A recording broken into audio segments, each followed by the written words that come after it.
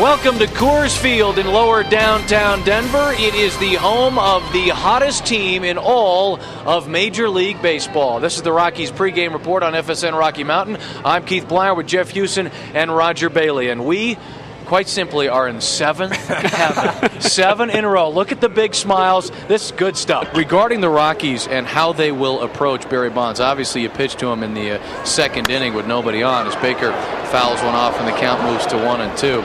But Clint Hurdle said a couple hours before tonight's game, and he is asked like clockwork before every series against the Giants, how are you going to pitch, or are you going to pitch to Barry Bonds? He admitted perhaps the team's collective ego got in its way in dealing with Barry Bonds in the past, and that they're going to be a little more cautious certainly in this series. There are 24 other players on the Giants roster that, as Jeff Baker strikes out, Clint Hurdle would rather deal with than Barry Bonds, considering Barry has hit 25 home runs in 76 games here at Coors Field. Big news for Garrett Atkins today, named the best rookie in the league for the month of June, and this wasn't one of those, we got to pick somebody things.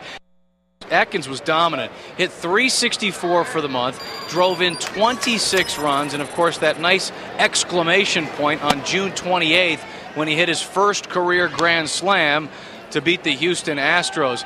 But aside from all those stats that we're looking at, guys, Garrett Atkins defensively has improved by leaps and bounds. I know you've talked about this, and I was speaking to Garrett before the game as he fouls one down the right field line into the stands.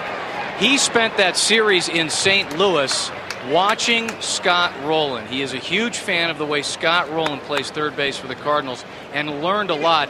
And when Clint Hurdle says, you know what, I don't have to worry about him anymore at third base, that is lavish praise for the manager, considering the transition that Atkins has made from first base. And look at this, he's rounding first base now for the Rockies.